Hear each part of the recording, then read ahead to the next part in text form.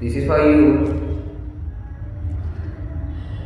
ஒரு வேதியியல் மாற்றம் என்னுள் உன்னை கண்டால் ஏதோ நடக்கிறது.